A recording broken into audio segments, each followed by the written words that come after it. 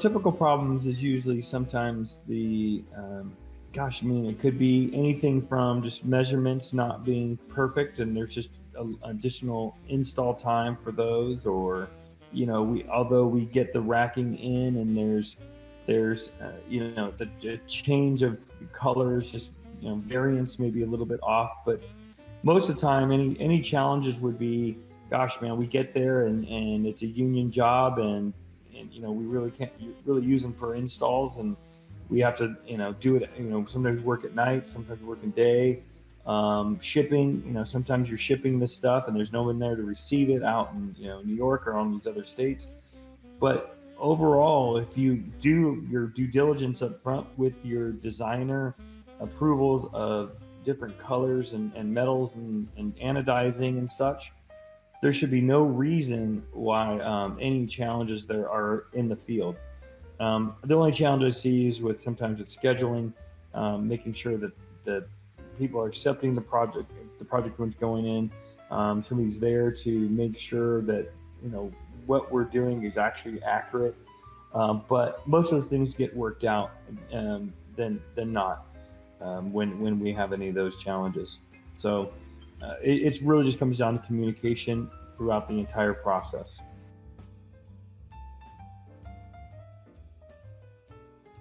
No, so that's somebody who just doesn't know how to do that. So in the history of us building cellars for the last 15 years, knock on wood, we don't have that condensation issue. We know what you need to build that cellar.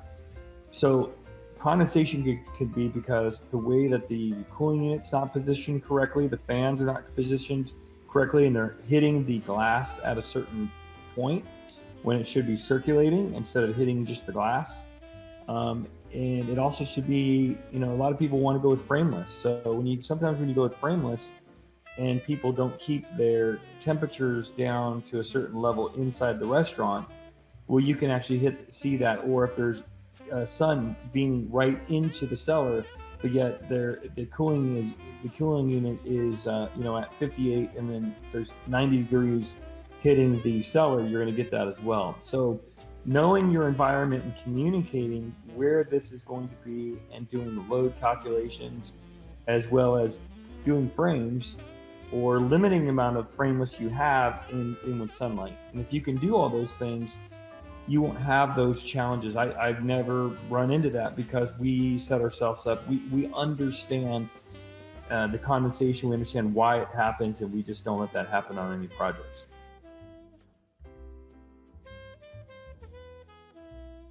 Exactly. So one is dry heat, one is humid. The thing is you get a reputable refrigeration unit, which we suggest, and that we've been using for over 15 years, that actually creates and modifies that cooling unit to the correct humidity and temperature controls for that area. So you want to make sure you're at the same amount of humidity, the correct amount of humidity and temperature for the unit, and it's actually for the entire environment. Your environment is what creates that humidity. So if you're in Miami and you're putting more humidity into a wine room, you're going to get that condensation, versus if you know how to back that out. So it's just modifying that cooling unit to a specific science.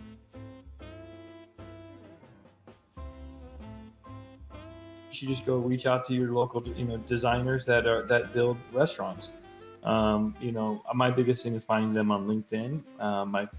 Finding some of these major hotel firms that find out who their designers are that help them with things. It's just, you have to do your due diligence, and you have to go make cold calls, and you have to do your research. So that's all, you pretty much got to say. You got to spend the time to go find who is out there building renovations for these major hotels.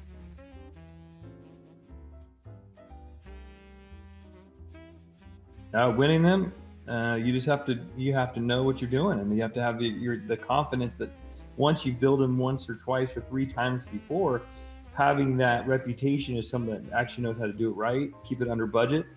But how you win them is just by your knowledge and be able to walk these designers and builders, and explaining to them, because they probably haven't built a cellar or was intimate enough to understand why or how, that once they get a chance to talk to me, it comes down to knowing that I have the confidence to be able to build the cellar that they're looking to do. And that just comes through holding their hand throughout the process. A lot of it becomes repeat business, because once I did it once for them, they want to continue to do business with me every single time.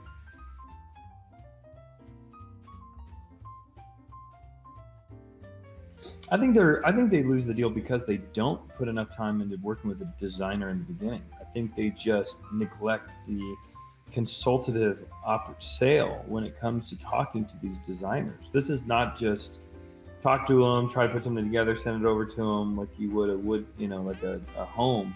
It's educating them and walking them through the process and having them trust you. It's a relationship sale, because you're trusting that the architect and this designer is going to name you as the vendor of choice, and they're going to only do that because there's that relationship build from teaching them the process from start to finish.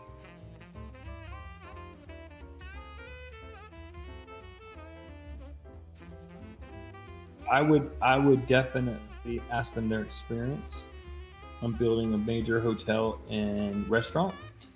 I would ask them to definitely provide you some pictures and give you a big understanding of what they've accomplished lately, and what metals and anodizing they can do.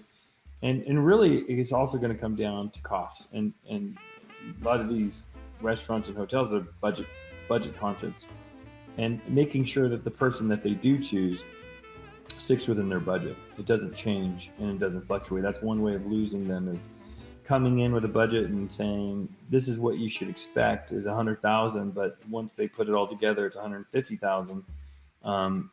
Those people don't then lose that trust. You got to be able to go in with your best number and try to way to get it into their budget number that they tried to do. So if I was a person trying to reach out, or if I was a designer trying to say, hey, how do I find the best wine selling company to build this, would be just experience. Really knowing the hospitality space is very different than knowing how to build for Mr. and Mrs. Smith at their house.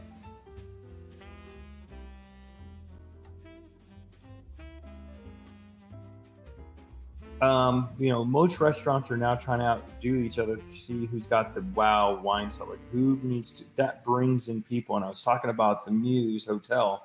Let's talk about two. So there's the Muse Hotel in New York, right off Broadway. And it's a Starwood hotel, couldn't keep their clients or customers in the hotel to eat, in the hotel to drink wine. And they put this renovation in there to put this wine room, and it is one of the most popular places to go before and after Broadway shows.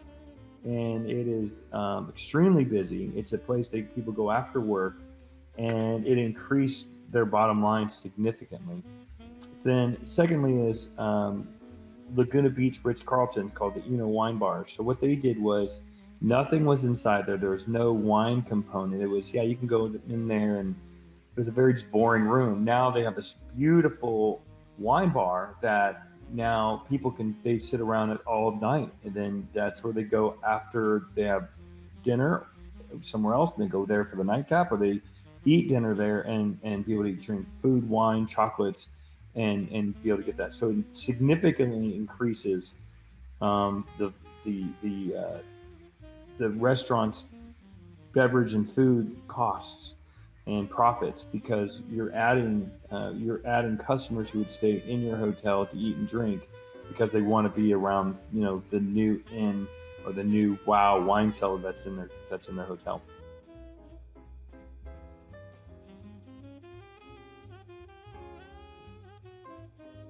I don't have exacts. I just know that all I know is that they did say to me that their return on their investments was 1,000% in the cellar. Having the cellar is just one aspect, but it definitely was a wow factor that increased their return on investment from the project. 1,000% plus is what they told me.